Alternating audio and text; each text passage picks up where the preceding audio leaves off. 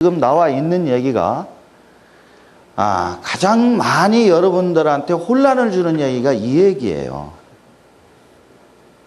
지금 내년부터는 세금을 올해까지도 임대사업을 하시면 세금을 이것저것 많이 깎아줘가지고 많이 사서 세를 주고 조건도 많이 완화를 해줬다. 그러니까 개정되는 지금 요번 9월 달에 나온 개정세법 보면은 그 조건 더 완화해주고 세금도 더 깎아준다더라. 자, 세금 중에서 제일 큰 게 뭐죠? 자, 집을 살 때 취득세 내시죠. 그 다음에 집을 보유하고 있는 도중에 내는 세금이 재산세하고 종합부동산세입니다. 그 다음에 집을 팔 때 양도소득세를 냅니다. 그러면은 부동산을 취득해서 보유하다가 팔 때 지금 얘기한 지혜가 얘기한 세금으로 보면 4가지가 있는데 그 중에 취득세, 재산세, 종부세 다 합쳐서 곱하기 5 정도 해도 양도소득세하고 게임이 안 돼요. 물론 전제 조건이 집값이 올랐다는 상황에서 안 오르면은 떨어지면 한 푼도 안 됩니다. 그런데 취득세나 재산세나 종합부동산세는 집값 오르는 거하고는 상관없어. 떨어져도 나오고 살 때는 뭐 오르고 내리고 없으니까 무조건 과세를 하죠. 근데 취득세는 내년도 되면은 올해 50% 감면해 줬던 거를 이제 없앤답니다. 즉 올해는 원래 취득세 등록세에서 2%에서 4% 걷어갔던 세금이에요. 그래서 지금 오피스텔 같은 거 취득할 때 여러분들 4.6% 냅니다. 주택은 감면 조항이 들어가 가지고 그 4%였던 것을 반으로 뚝 잘라서 2% 해놨는데 9억 원 이하의 주택이다 그러면 또 반으로 잘라서 1%. 그러니까 1%만 내니까 아무것도 아닌데 내년에는 그게 다시 4%로 갔다가 9억 원 이하는 반 잘라서 2%. 뭐 이런 논리로 지금 가겠다. 비율로 보면 그런데 지금 양도소득세는 최고 세율이 35%거든요. 그러니까 게임이 안 되는 거죠. 물론 차익 가지고 계산은 하지만. 그래서 이 양도소득세를 안 낸다 이런 얘기를 하면 아주 잘못된 거예요. 내년도 세법 개정안에도 이 얘기는 없어요. 그런데 모든 홍보 매체나 이런 데 보면 주택을 사서 임대사업을 하면 양도세도 세제 혜택이 있더라 이렇게 얘기를 해요. 그 얘기는 무슨 얘기냐면 예전에 2003년, 4년, 5년도에 다주택자 중과 제도라고 해서 집을 3채 이상 가지고 있으면 60%로 세금을 때렸는데 그때에 뭐라 했냐면 임대사업을 하시는 분들은 60%로 과세를 안 하고 6에서 35%로 세금을 줄여드리겠습니다. 그런데 지금 현재 어때요? 60%의 중과세율 제도가 없어졌어요. 정확하게 얘기하면 완화가 돼 있다. 내년 이후에 내후년에는 다시 생긴다. 이렇게 얘기를 하지만 내후년 돼봐야 알죠. 그런데 비전으로 전망으로 볼 땐 내후년에 그 제도가 다시 부활될 가능성은 거의 없다. 그러면 다주택자가 임대사업을 안 하더라도 6에서 35입니다. 임대사업을 해도 6에서 35. 그 얘기를 가지고 처음에 발표했던 중과세율을 절세해 줍니다라는 말을 가지고 지금까지 씌워먹고 있어요. 세금 내는 분 입장에서 똑같은데. 그래서 임대사업자 등록을 하고 뭐를 하고 한다 해서 양도소득세 안 내는 규정은 현재 없어요. 다만 내년도 중순 이후나 정권교체가 이루어진 다음에 이런 조항이 도입될 가능성은 충분히 있다. 그러면 이게 도입된다면 임대사업은 100% 해볼 만하다. 그러면 임대사업을 하면서 양도소득세를 한 푼도 안 내는 분이 있더라. 자, 지금 주변에서 보면은 이런 언론에서 임대사업 절세한다고 그러는데 실제로 보니까 안 내는 분이 있더라. 그분은 어떤 사람들이냐면 이런 분들이에요. IMF 때 사가지고 세 주고 있는 분은 지금도 양도세를 한 푼도 안 냅니다. 그 시절에 만드는 세법 조항은 요런 조항 두 개가 있어요. 요거 잘 안 보이실 텐데요. 좀 크게 보이게 하겠습니다. 좀 보이십니까? 네. IMF 때 만드는 조항이, 법조항이 요 조항이 있는데, 요 조항에 의해서 임대사업을 하고 계신 분은 양도소득세를 한 푼도 안 낸다니까. 근데 여러분도 착각하지 말 것이, 현재 MB정부 들어와서 임대사업 등록하면 세금 안 냅니다라고 얘기하는 조항하고 요 조항하고는 틀려요. 요거는 MB정부 때 나온 세법조항이 아니라 DJ 때 나온 IMF 시절의 세법조항이에요. 그래서 조세특례제한법에 보면은 이 조항을 여러분들이 다 외울 것도 없고 한 가지만 기억하면 됩니다. 이때 집을 여러 채 사서 세를 주는 분들한테는 양도소득세, 그 세를 주었던 집을 팔 때 세금은 안 걷어가겠다는 얘기야. 야, 자기가 살고 있는 집이 하나 있어요. 여유자금이 있어서 집을 여러 채 샀어. 그 집을 한 5채를 사가지고 세를 줍니다. 그 세를 주고 있던 집을 팔아. 그런데 팔아서 이익이 한 1억 남았어요. 세금으로 계산했더니 한 2천만 원 나와. 그 2천만 원 안 걷어가겠다. 그 조항이에요. 또 하나는, 두 번째 혜택은 그런 임대사업을 하시는 분이 자기 집을 팔 때에도 1세대 6주택이긴 하지만 본인이 살던 집 파는 것도 비과세 처리해서 세금 안 걷어가겠다. 즉 IMF 때 나왔던 이 조항은 엄청난 혜택을 준 거예요. 집을 사가지고 세를 주는 분은 세 주는 집을 팔아도 양도세 제일 큰 거 안 걷어가고, 자기가 살던 집을 팔아도 세금 비과세 해주고, 그래서 세금에 대한 부담 전혀 없이 많이 사가지고 오랫동안 세 주세요. 그러면 안 걷어가겠습니다. 이거를 감면이라고 그래요. 근데 감면이라는 것은 정책적으로 나온 세제이기 때문에 기간이 정해져 있다. 기간이. 그래서 그 기간 내에 임대를 주고 그 기간 내에 산 것만 봐주지 아무 때나 해주는 건 아니에요. 그러면 이 조항에 방금 얘기한 세제 혜택이 이런 조항에 조세특례제한법 97조에 의해서 또 97조 2에 의해서 IMF 때 주택을 사서 세를 줬던 분은 지금 5년 이상 세 주고 팔면 전부 양도세도 감면해주고 본인 주택도 비과세 해준다. 그게 여기에 있습니다. 1주택 비과세 판정 시 거주자 주택에서 제외. 이게 비과세 해준다는 얘기예요. 이것도 마찬가지인 얘기고 5년 이상만 세를 주면 무조건 100% 감면. 한도 없다. 자기가 임대주택 다행히 골랐는데 이게 운이 맞아가지고 처음에 2억짜리 샀는데 지금 10억 됐다. 7억이나 남았다. 세금이 한 3억 나온다. 1억까지만 까주고 1억 이상은 내라. 이런 조항 없다.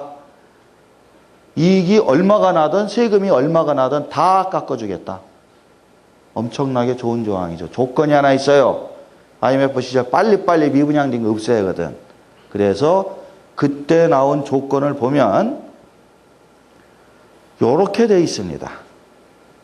지금 두 개의 법조항이 있는데 2000년 12월 31일 이전에 임대 개시 준 거. 하나 연장해 준 게 2001년 12월 31일 이전에 사가지고 임대 준 거. 그러면 여기 계신 분들, 연세 드신 분도 있지만, 자, 2001년으로 갑시다, 우리. 그러면은 지금 나이에서 10년 빼시면 되나요? 10년 빼보세요.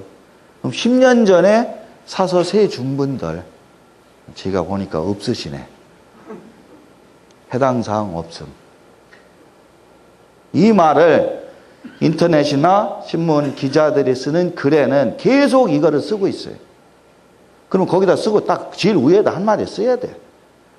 지금부터 10년 전에 세전분의로 전제함. 이렇게 해놓고 기사를 쫙 써야지. 그러면 그거를 딱 보고 나는 해당 사항 없네? 그리고 아예 읽지를 마셔야 돼. 근데 그 말을 안 쓰더라고요. 그래서 양도소득세 내년에는 그러면 빼주느냐? 개정 규정이 없다.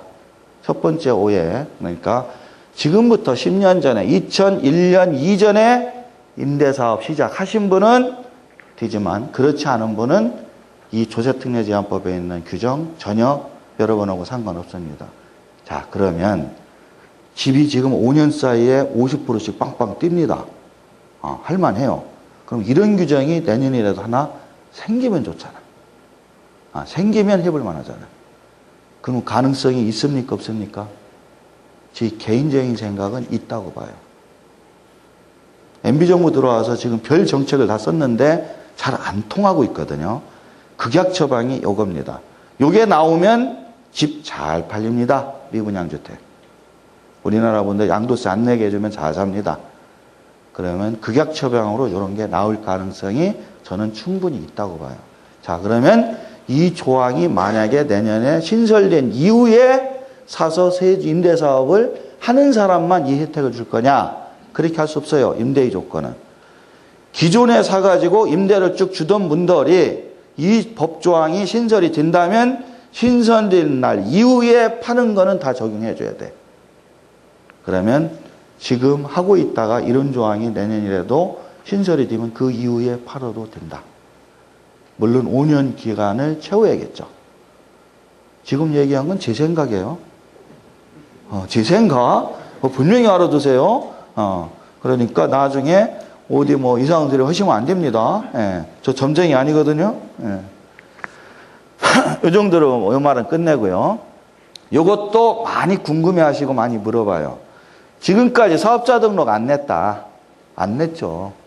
제가 아는 분 여기 몇 분 있습니다. 지금 저하고 눈을 안 마주치고 있는데 사업자 등록 안 내고 세를 다가구 원룸 같은 거 가지고 많이 주면서 월세 전세 잘 받았어요. 그랬는데 세금을 냈을까요? 안 냈겠죠. 그런데 자꾸 세무서에서 뭐가 날라와. 날라올 때마다 고민을 해. 이거를 갖고 가야 되나 말아야 되나. 날라온다는 거는 세무서에서 뭔가 아는 거 아니냐. 내가 지금 원룸 다가고 한 열 몇 개 이렇게 월세로 학생들 셀러리맨들한테 월세 50만 원씩 해서 한 10집 500만 원 매달 받는데 이게 어떻게 세무서에서 알고 이런 게 자꾸 날라올까? 가장 대표적인 게 1월달 수익금액 신고하라고 날라오고 5월달 월세 받은 거 소득세 내라고 날라오고 또 어떤 사람은 근생 같은 걸로 되어 있는 경우에는 부가세 신고하는 4월 25일 그 다음에 7월 25일 요런 때 또 부가세 신고하라고 뭐가 자꾸 날라와. 사업자 등록도 안 했는데. 그러면 되게 불안합니다. 그래서 사돈의 팔촌에 아시는 분이 있으면 요리조리 살짝 물어보시죠. 예. 참, 저한테 물어보면 작년까지 저는 100% 찢어버리세요. 그런데 지금 요 질문처럼 찜찜한 거예요. 왜? 요거를 아는 것 같아. 그러면 만약에 이 세무서가 알면서도 그냥 내가 무시하고 넘어갔다면 나중에 갑자기 5년치를 한 번에 세금을 매길 거 아니냐. 요게 불안하죠. 5년치 한 번에 때리면 어떻게 할 거냐. 그러면은 목돈으로 나오잖아요. 왜? 5년치 때리면은 5년 전에 신고해야 될 거 안 했으니까 본세만 때립니까? 가산세 때리지. 가산세가 본세보다 배보다 배꼽이 더 큰 경우가 있어요. 요새는 부당가산세라고 해서 40%짜리가 있어요. 그러니까 신고불성실, 납부불성실 뭐 이런 거 싹싹싹 붙이면 아이고 원래 내가 신고하고 냈으면 100만 원이면 됐던 것이 고지서 나올 땐 200만 원 될 수도 있는데 5년치다? 찝찝하죠. 예. 그러면 여기에 대한 정답이 있을까요? 없을까요? 저한테 기대하고 온 건 아니죠?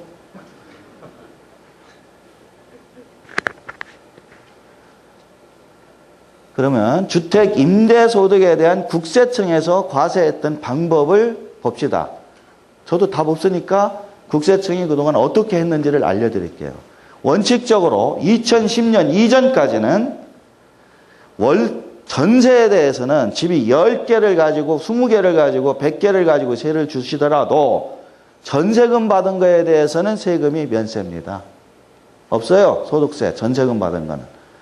전세금 남의 돈이에요. 받았다가 그 사람 나갈 때 다시 줘야 돼. 무슨 소득이야. 그런데 그 전세금이 예를 들어서 10억이라고 해요. 그러면 받아놨잖아. 은행에 누르면 이자 생기잖아요. 그거는 순소득이에요. 그런 식으로 전세금 받은 것도 계산하면 이익은 생겨요. 그래서 원래 전세금도 소득 있는 곳에 세금 있다고 세금을 때려야 됩니다.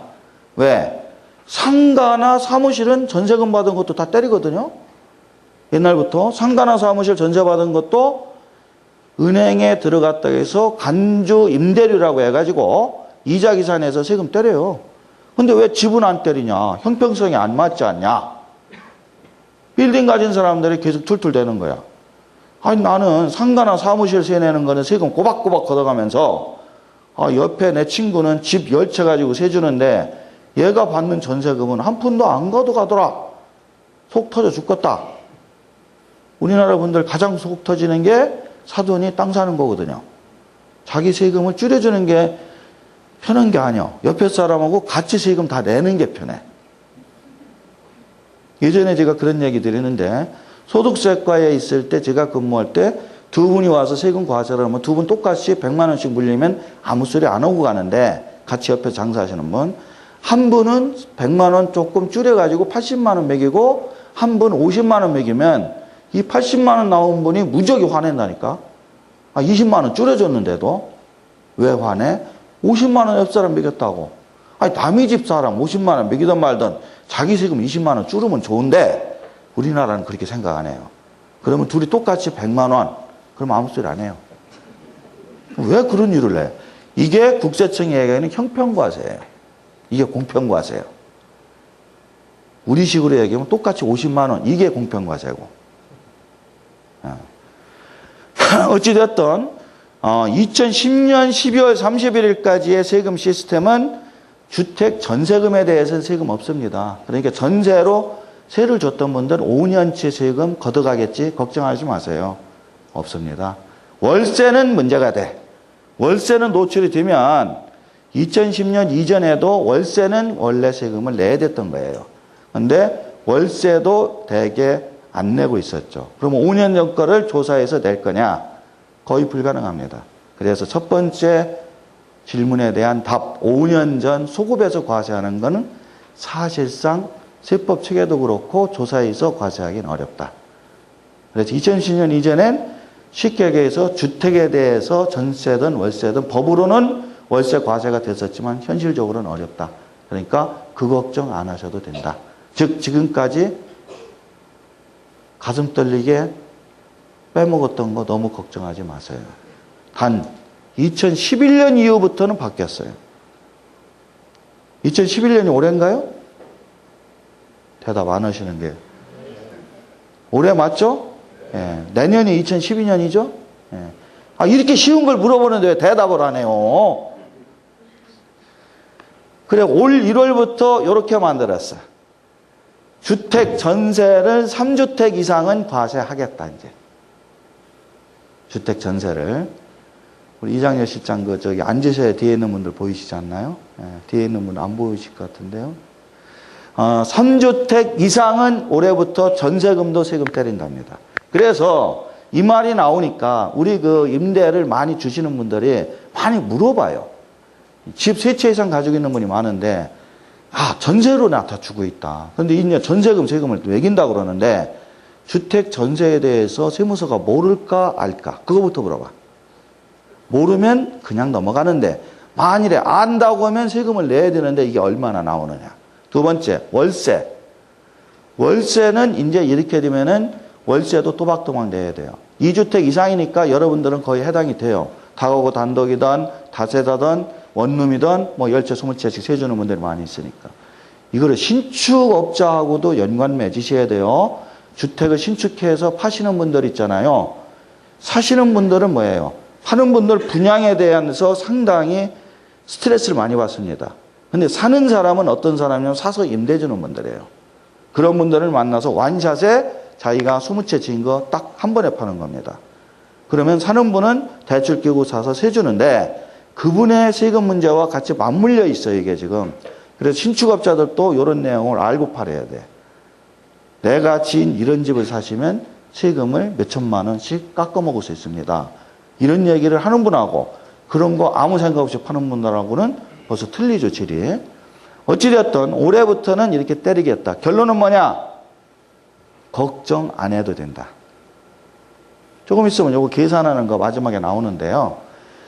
사실상 3주택 이상자에 대해서 과세를 하는 것을 따져봤더니 얼마 안 나옵니다.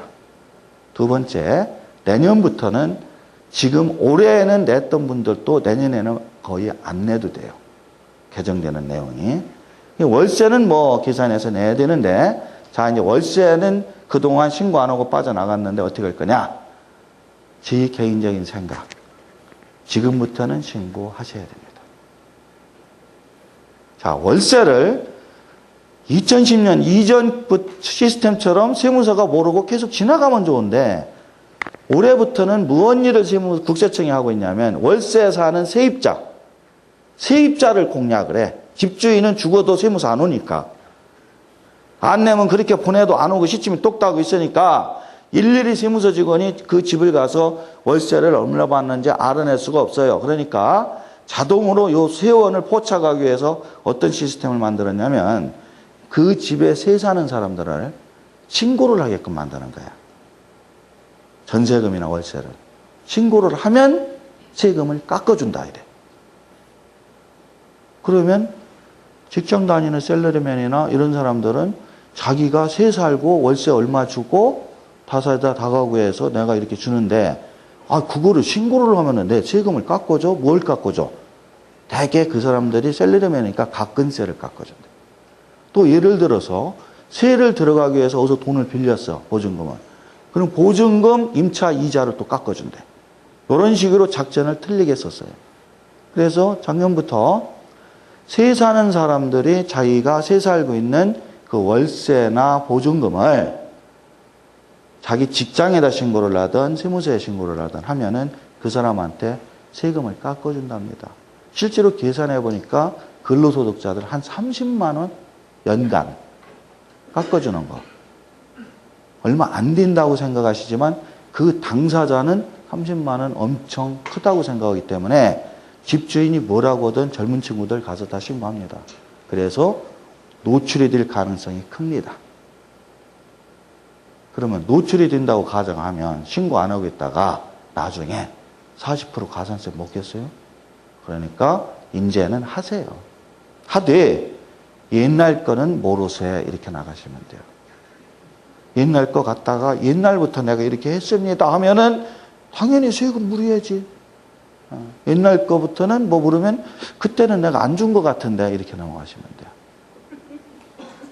그러면은 그냥 만다고. 그러나 이런 게 만들어진 이유분은 모르쇠로 나가다간 잘못하면 뒤통수 맞을 수 있어요. 이렇게 제도가 바뀌었다. 그러면 내년은 어떻게 가느냐? 내년은 이제 이게 축소한다고 있는데 이 부분 걱정하는 분 때문에 말씀드리게요. 자, 3주택 이상 과세를 여러분들이 착각하는 분들이 있어요. 자세하게 말씀드리면 요거는 여러분들 메모할 수 있으면 하세요. 주택수 계산은 부부 합산. 설명드릴 거니까 그냥 적기만 하세요. 주택수 계산은 부부 합산. 즉 세 채 이상이냐 아니냐는 부부 합산. 그 다음에 소득세 과세는 인별과세. 인별과세. 이렇게 두 전제가 붙어요. 이 얘기가 무슨 얘기냐면 지가 심플하게 그냥 세 채 이상은 전세금도 세금 때립니다 그랬어요. 그러면은 내가 빌라를 지금 5개 가지고 있는데 내 이름으로 2개, 남편 이름으로 3개. 그러면 내 이름으로 2개 있는 건 세 채가 아니니까 나는 상관없고 남편 이름으로 3개 가지고 있는 것은 그거는 3주택 이상이니까 남편은 세금을 내야 되겠구나. 이렇게 생각한다. 그게 아니라는 거죠. 주택 숫자 계산은 부부 합산. 내가 2채 가지고 있고 남편이 3채 가지고 있다. 부부 합쳤더니 5채다. 그러면 나도 과세 대상자, 남편도 과세 대상자. 이렇게 판단한다는 거예요. 이해되시죠? 자, 나는 1채, 남편은 2채. 근데 내가 왜 자꾸 남편이라고 할까? 아내라고 해야지. 내 남자인데. 그럼 나는 1채, 우리 마누라는 2채. 그러면 내 입장으로, 내 기준으로 봐도 3채가 안 되고 마누라 기준으로 봐도 3채가 안 돼요. 그러니까 둘 다 빠져나가겠지. 천만의 말씀. 합쳐서 3채니까 나도 계산해 봐야 되고 마누라도 계산해야 돼요. 그게 바로 숫자 계산은 부부 합산 요 얘기야. 그 다음에 세금 계산은 인별 계산. 세금은 부부가 공동으로 내는 거 없어요. 세금 낼 때는 내 이름으로 된 임대보증금에 대해서만 세금 계산해서 냅니다. 또 와이프 이름으로 된 것만 세금 계산해서 냅니다. 자, 그래서 내 이름으로 된 집 한 채에 보증금을 받더니 2억이야. 3억 원이 안 되면 죄야. 두 가지 전제거든요. 집 숫자, 그 다음에 보증금 3억 원. 요 두 개 기준을 봐가지고 지금 세금을 때리게 돼 있어요. 그래서 내가 세족에 있는 거 따져봤더니 전세보증금 2억밖에 안 돼. 그럼 나는 세금 계산 안 해. 안 내. 와이프가 두 채 가지고 있는 거 임대보증금 따져봤더니 2억씩 두 개 받아서 4억이야. 그러면 3억을 초과한 1억 부분에 대해서는 세금 계산해서 와이프는 내야 돼. 이게 논리예요. 자, 그러면 가장 중요한 게 집수야. 1단계. 주택 수기산. 그런데 작년에는 이 집수 기산에 대해서는 다른 조건이 아무것도 없었어요. 집이라고 생긴 거 나오면 무조건 금액이 얼마든 면적이 얼마든 세 채 따지겠다. 이런 기준이다 보니까 어떤 문제가 생겼냐면 관악구나 이런 데에서 조그만 빌라, 조그만 다세대 이런 거 전세보증금 5천, 6천, 1억 이렇게 조그맣게 받는 거 한 10채 정도 갖고 임대사업 하는 분이 하나 있어요. 팔아도 돈도 안 돼. 대출 빼고 전세 빼면. 전세보증금 5천씩 했는데 10개니까 5억이야. 그러니까 3채 이상이고 3억은 넘으니까 지금 이 기종으로 따지면 세금 계산해서 내야 돼. 근데 강남에 집이 두 채 있어요. 근데 아파트 하나가 10억짜리야. 그래서 두 개 다 세를 주는데 한 채당 보증금이 5억씩이야. 두 채만 가지고 세를 주는데 이 사람은 보증금이 10억이야. 여기는 10채를 세 주는데 보증금 5억이야. 이 규정을 도입하면 관악구 10채만 가지고 보증금 5억 받은 사람은 세금을 내야 되고 강남에 두 채만 가지고 보증금 10억 받은 사람은 안 냅니다. 그래서 내년에는 이렇게 바꾼답니다. 집수 계산할 때 다 보이죠? 네. 집수 계산할 때 전용 면적 85평방미터 이하로서 기준시가 3억 원 이하. 동시 조건이에요. 기준시가 3억 원 이하이어야 되고 그 다음에 전용 면적은 85평방미터 이하인 거. 요거는 집수 3개, 4개, 5개 계산할 때 거기에서 아예 빼고 계산을 합니다. 그러면 조금 전에 들은 사례 다시 얘기하면 관악구에서 그런 빌라 이런 것도 10개 가지고 있던 분 다 보니까 85평방미터 이하이고 기준시가 3억이 안 돼. 그럼 다 마이너스 10, 제로야. 안 낸다 이거야, 안 내. 이렇게 되는 거예요. 그래서 집이 많다고 해서 무조건 3주택 이상자로 주택 세 줄 때 전세보증금 세금 나오는 거 아니니까 이거 걱정 안 하셔도 됩니다. 결론은. 예. 그런데 나는 강남에 두 채 있는데 요번에 하나 더 살 건데요. 그러면 내야지 이제. 내야지. 이제 그분은 세금 계산을 해봐야지. 예, 그런 분들은. 세금 내더라도 저도 그런 사람 돼봤으면 좋겠어요. 그 다음에 방금 얘기한 월세 부분을 지금까지 2010년 이전까지도 월세에 대한 과세를 한다고는 했는데 세원 포착이 안 되는 거예요. 월세는. 맨날 안내문만 보내지 얘기 안 하면 아무도 모르더라. 그래서 세입자들한테 아까 얘기한 것처럼 신고를 하게 시켜가지고 세금을 이제 그 월세를 다 포착을 해서 과세를 하겠다. 이렇게 해서 포착을 해가는데 그래도 난 모르겠다. 배째 이러고 안 내고 있다가는 앞으로 잘못하면 2010년 이후에 5년치를 몽땅 투기를 맞을 수 있으니까 조심하십시오. 그래서 국세청이 주택임대 세입자의 세원 포착을 위해서 만든 제도가 요겁니다. 원래 작년까지는 이거를 확대하고 있어요. 재작년에 만드는 조건인데 총급여 3천만 원 이하의 근로소득자들 얘기입니다. 직장 다니는데 연봉이 3천이 안 되는 사람들이라면 월세액의 40%까지는 빼주겠다. 나중에 근로소득세에서, 가근세에서. 그런데 이제 공제 한도가 300이에요. 그래서 이걸 대충 세금으로 따져보면 30에서 한 40만 원 됩니다. 그래도 근로소득자 입장에서는 크죠. 젊은 친구들. 근데 여기서 여러분이 하나 유념해 둘 게 있어요. 자, 그러면 여러분이 이제 세를 드립니다. 어떤 분이 그러더라고요. 이거 알려주니까. 그럼 세를 드릴 때, 얘 보고, 가끔세 영수증 한번 떼우라고 그래야겠네. 연봉이 3천이 넘는지 안 넘는지 봐서, 3천이 넘으면은 이거 못하니까 신고 안 할 거 아니야.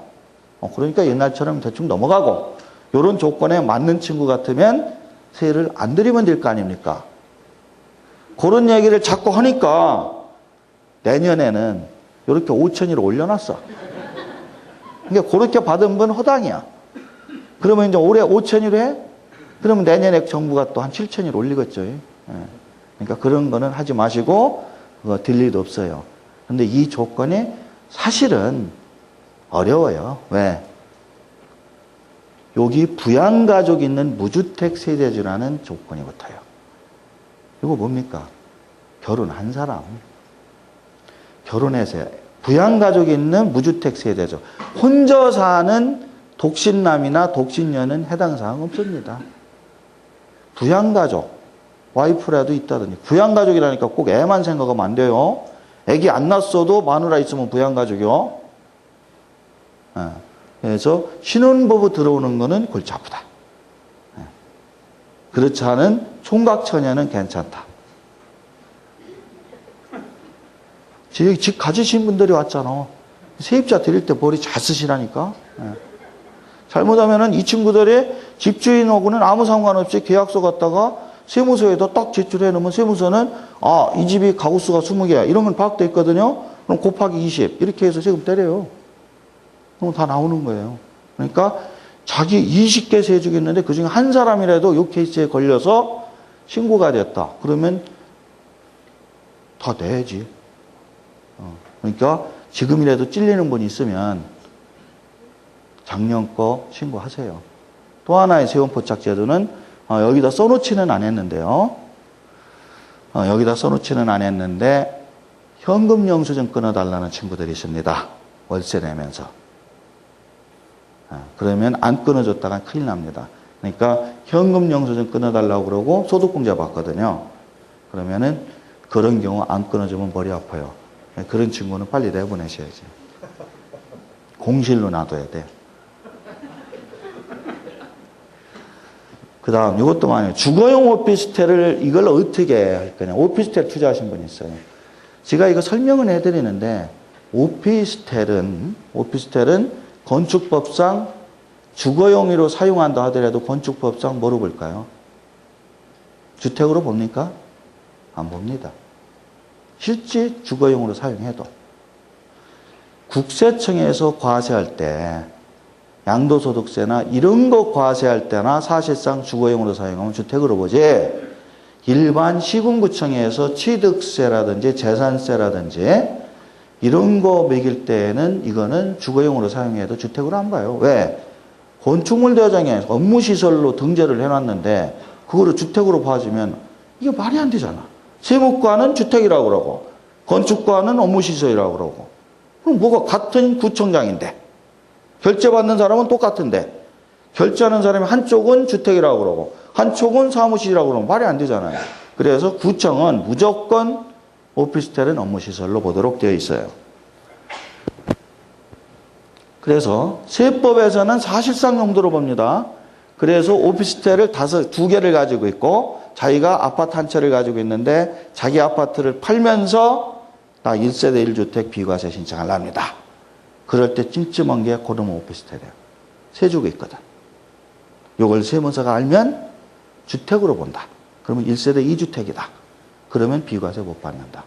그래서 고민하는 분 많이 봤어요. 그러면 어떻게 하십니까? 집 비워라 오피스텔. 또 여러분들이 그런 것 때문에 세 줄 때 어떻게 해요? 주민등록하지 말까. 이렇게 써. 그걸 말로 해야지. 쓰면 되나. 그걸 말로 해야지. 특약성에 써놓으면 세무서 직원이 보면 주민등록하지 말 것 같으면 집 사람이 산다 이 얘기를 쓴 거 아니야. 근데 그걸 그렇게 쓰더라고. 말로. 그래서 사람이 사는 걸로 나오면 세무서에서는 비과세 안 해주고 주택으로 봐서 2주택 중과까지 가요. 그러니까 골치 아프다는 거죠. 그런데 세무서에서는 불이익을 받으면서 그런 오피스텔을 샀어요. 그럼 주택으로 보면 취득세 감면 규정이 적용되면 1%만 내야 돼. 근데 주택이라고 안 보거든. 건축법에서는 무조건 일반 업무시설로 보거든요. 그러니까 몇 프로네? 4.6%로 걷어가요. 그 다음에 팔 때도 그래. 중개업소에서 중개수수료를 주택으로 보고 받으면 요율이 싼데 오피스텔로 거두면 요율이 2배야. 그렇기 때문에 많이 싸워요. 중개업자하고도. 그런데 어찌됐든 이름은 오피스텔이 사무실이냐 집이냐 가지고 머리가 아프다. 지금까지는 오피스텔은 무조건 일반 업무시설로 보는 걸로만 돼 있고 국세청에서만 주택으로 봐줬는데 내년부터는 주택으로 봐준답니다. 내년부터는. 그러니까 오피스텔 지금 가지고 계신 분들 내년부터는 주택으로 봐준다고 요번에 내년 개정세법에서 무지하게 지금 자랑을 하고 선심을 박박 써요. 그래서 내년부터는 이제 이렇게 오피스텔이 많이 분양이 됐는데 작년에 비해서 2배, 3배 분양이 돼서 내년부터는 오피스텔도 하나만 가지고 세줘도 매입 임대사업자가 돼가지고 5년 이상 세주고 팔면 여러 가지 세금 혜택을 주겠습니다. 이래요. 결론. 하지 말 것. 이 말에 넘어가지 말 것. 뭔 얘기냐. 이거 오피스텔 임대사업자 등록하면 뭐해? 4.6% 1% 내니까 좋다고요? 계산하면 얼마 안 돼요. 재산세, 종부세 좀 깎아준다고요? 오피스텔은 안 깎아줘요. 신규 오피스텔 아니면. 그러니까 재산세, 종부세 깎아주는 것도 없어요. 그 다음에 양도세? 오피스텔로 팔아도 6에서 35. 주택으로 팔아도 6에서 35. 똑같아. 다만 감면 규정이 생겨서 매입 임대사업자 주택은 양도세를 안 걷어가겠다 하면은 이제 그때는 얘기가 달라지지. 그러나 지금은 똑같아. 그래서 별 실익은 없는데 임대사업자 등록 딱 하면 이건 주택으로 못이 꽂혔어요. 그럼 자기가 사는 집 할 때 100% 세금 양도세 다 내야 돼. 지금은 오피스텔로 서류상이 돼 있기 때문에 모르면 넘어가는 거예요. 그런데 등록해 놓으면 이제 자기 집 할 때 양도세 비과세 받을 사람이 세금 다 내야 돼. 내 생각. 제 생각이요. 이거는 정부가 이렇게 엄청나게 지금 막 오피스텔도 이제 임대사업 할 수 있게 해드립니다. 하고 지금 홍보하는 거예요. 근데 제 생각, 하면 사기당한다. 그러니까 알아서 하세요. 제 생각이니까 묻지 마요. 그래서 주거용 오피스텔이 하여튼 오피스텔도 내년부터는 이와 같이 해준답니다. 그것만 알아두시고 할 거냐 말 거냐는 여러분이 판단을 하시는데 만약에 임대사업자로 오피스텔 넣어가지고 등록하시면 본인 주택 팔 때 세금 낸다는 것만 기억하세요. 그것을 임대사업자 등록해서 엄청나게 실익이 있다면 모르는데 그렇지 않으면 그렇습니다. 나는 오피스텔만 5개 사서 지금 세를 주고 있다. 주거용으로. 그런데 이런 조항이 생겼으니까 내년에 사업자 등록해가지고 세금 혜택을 받아야지. 기존에 세를 주고 있던 오피스텔 지금 임대사업 등록한다 해서 혜택 받아오는 거 하나도 없어요. 지금 이 조항을 살펴보면 수업 내용을 들여다보면 신축된 오피스텔을 사는 사람들한테만 취득세 혜택을 주게 돼 있어요. 그러니까 여러분들이 매입해서 이미 가지고 있는 것 하는 건 별 의미 없습니다. 그러니까 이렇게 제목만 있는 거는 좀 그렇다. 이거는 얘기했으니까 넘어갑니다. 60% 중과세율 지금 뭐 아까 잠깐 얘기한 거. 이거는 뭔 얘기냐면 임대주택이 2003년도에 매입임대주택 얘기가 나왔어요. 2003년 이전에는 제일 첫 번째 설명한 감면임대주택이에요. 그래서 그거는 2001년도까지 세줬던 분은 양도세 자체를 아예 안 걷어가는 거예요. 세줬던 집을 팔 때도. 그런데 참여정부 시절이라고 하는 것은 이게 2003년 12구 조치를 얘기하는데 2003년도에 60% 중과 세금 폭탄 제도를 만들면서 이제 임대사업을 하면 이렇게 안 걷어갑니다 하면서 나왔는데 이게 변천을 합니다. 처음에 나온 조건은 2003년 10월 달에 이런 조건으로 나왔어요. 근데 이거는 양도세 감면이 아니고 60% 안 걷어가고 6에서 30% 걷는다는 건데 지금 의미가 없죠. 똑같죠. 근데 이거는 제가 왜 썼냐면 이렇게 흘러왔다는 얘기예요. 처음에 5채 10년 이상 85평방미터 이하 양도당시 3억 원. 그 다음에 2008년 7월에 와서는 똑같이 가가지고 취득. 2008년에 또 10월 달에 또 완화해주고. 이렇게 이 MB정부에서 이 조건을 자꾸 풀어줘요. 근데 이런 조치가 나올 때마다 지가 들여다봐요. 무슨 얘기를? 이 조건 풀어주는 건 별 관심 없어, 전. 이 아래에 비과세. 임대주택 팔았을 때 감면. 옛날 IMF 때 해줬던 그 조항이 혹시 들어가나. 그래서 계속 들여다보는데 2011년 2월 달까지 나온 얘기는 이런 조건만 많이 풀어줬을 뿐이지 그런 감면 조항 얘기는 한마디도 없었디다. 즉 양도세는 다 내란 얘기야. 그런데 신문방송은 자꾸 양도세를 뭐 깎아준다 이래. 깎아주긴 뭘 깎아줘. 60이 6에서 35 된 건데 60% 이미 없어졌는데 지금. 그러니까 의미 없어요. 나중에 부활된다 모르겠네. 그래서 금년 2월까지 이렇게 여러 단계로 풀어져 가지고 나왔는데 요번에 개정안이 나왔어요. 요번 개정안에 무슨 얘기가 나왔냐면 이 조건도 한 채로 이제 통일해 줍니다. 서울도 한 채만 가지고 세를 줘도 이제 다 해준답니다. 기간은 5년, 면적도 149평방미터, 금액도 기준시가 6억. 이래서 웬만한 아파트가 됐든 집이 됐든 한 채 이상만 가지고 있는 분은 다 임대주택으로 사업자 등록을 할 수 있게 조건을 풀어주고 그건 별거 아니에요. 거기에 딱 한마디가 하나 추가로 들어가요.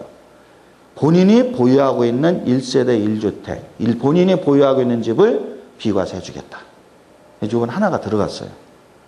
내년부터 그걸 시행한답니다. 그러면 요거는 좋은 거예요. 그럼 이 말을 어떻게 해석하냐면, 자, 저희가 살고 있는 집이 있습니다. 강남에 아파트 한 채가 있어요. 그런데 그 옆 동네에 괜찮은 매물이 하나 나와서 하나를 또 투자 차원에서 샀어요. 그럼 집이 2채가 됐네. 아무런 조치를 안 하고 한 3, 4년 가지고 있다가 팔면 자기 집 팔 때 세금을 내야 돼요. 2주택자니까. 그러면 강남집이 예를 들어 5억이 올랐다. 그러면 35% 따지면 한 1억 5천 정도는 내야 된다는 거죠. 2억 정도는. 근데 이거를 안 낼 수 있다. 이렇게 돼. 이 조항이 적용되면. 어떻게 안 내? 옆 동네 산 거를 임대사업 등록을 딱 해. 임대사업 등록을 해. 그러면 살고 있는 집 하나, 본인 거주주택 하나, 임대주택 하나. 이렇게 구분을 해. 그리고 본인 거주주택 팔 때는 임대주택은 없는 것으로 보고 비과세 판정하라. 그럼 집이 몇 채야 돼? 세주 없는 것을 임대주택으로는 없는 것으로 보라 했으니까 그거를 싹 쳐놓고 보면 집이 몇 채요? 하나예요. 그러니까 비과세. 그러니까 그 조항이 상당히 좋은 조항이에요. 그러니까 그거를 그런 식으로 활용할 수 있다는 거예요. 임대주택 자체가 좋아서 하는 게 아니라 집이 2채가 됐는데 내가 한 채를 팔 때 세금을 아무런 조치를 안 하겠으면 양도소득세를 내야 되는데 만약에 한 채만도 임대사업 등록이 된다고 하면 그거를 등록해 놓고 자기 집을 팔 때에는 비과세를 받을 수 있다는 겁니다. 현재 규정이 그렇다는 게 아니에요. 내년에 그렇게 해준답니다. 국회를 통과해봐야 알겠죠. 그러니까 이 얘기도 제 생각. 내년에 법이 개정된 거를 보고 하셔야 됩니다. 국회 통과 과정에 제대로 통과가 안 되면 소용이 없습니다. 지금 얘기한 거 잘 기억하세요. 자, 세제 혜택은 간단하게 짚겠습니다. 취득세 감면 조항이 있는데 요 말에 넘어가시지 말 것. 전용 면적이 60평방미터 이하는 전액 면제입니다. 요거는 할 수 있어요. 그래서 여러분들이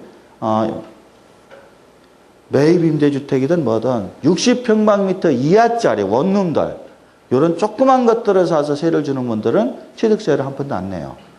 근데 가장 여러분들이 혼란을 겪고 있고 넘어가는 게 이 집을 사서 취득세 안 내는 줄 알고 나는 샀는데 구청에 갔더니 내라고 하더라. 그게 요 케이스예요. 60초과 85 이하. 한 채, 2채 사서 임대사업자 등록 낸다고 취득세 감면 안 해줍니다. 20채 이상 사서 세죠. 20채 이상. 여기에 해당되려면 20호 이상의 임대를 내야 돼요. 20채 이상을 사서 임대사업 할 때만 되는 거지. 60평방미터 초과하면은 취득세 감면 거의 해당 없어요. 이런 경우는 주택 신축업자가 지은 아까 얘기한 빌라 20개 이런 것들을 통으로 사시는 분들, 그런 분들은 이게 답이 나와요. 지금 한 8천만 원 정도 세이브할 수 있어요. 2억으로 볼 때 20채 그러면 2는 4, 40억입니다. 그거에 세율을 감면 조항을 적용받아도 2%는 내야 돼요. 8천만 원이에요. 그런데 50% 감면받으면 4천만 내면 돼. 그런 분들은 해당이 돼요. 그러나 일반 서너 채 사는 분들은 취득세 감면 효과 없다. 그래서 별 볼 일 없고요. 재산세도 40평방미터 이하는 감면이 되는데 이것도 조금 면적이 크면은 이것저것 조건 붙여가지고 안 해줍니다. 그리고 재산세 조금 깎아줘봤자 몇만 원이야. 여러분 하루 술값도 안 돼요. 그런데 이렇게 거창하게 얘기를 합니다. 종합부동산세, 집 여러 채 가지고 있으면 종부세 좀 무섭죠. 그런데 매입 임대사업자 되면은 종합부동산세는 무조건 빠져나가는 거예요. 그래서 이거는 혜택이 있어요. 임대사업자 등록하면 종부세는 안 냅니다. 그래서 종부세 냈던 분들은 임대사업자 한번 해볼 필요가 있고요. 요게 지금 좀 전에 설명한 거죠.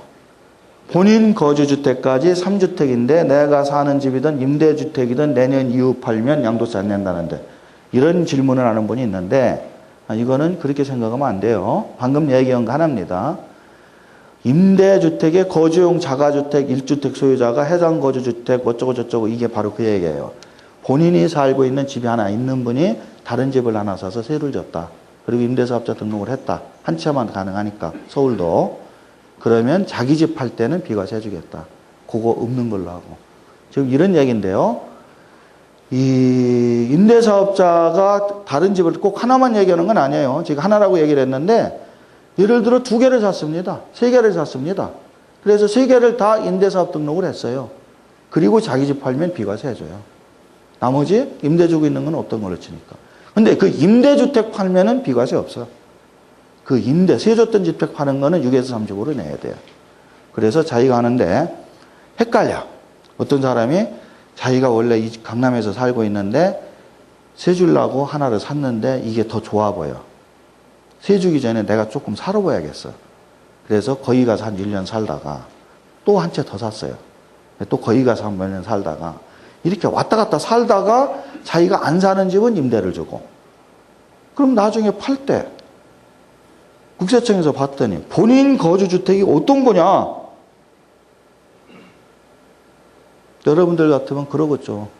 제일 비싼 거를 갖다가 세금이 제일 많이 나오는 거를 갖다가 본인 거주주택이라고 해 줬잖아.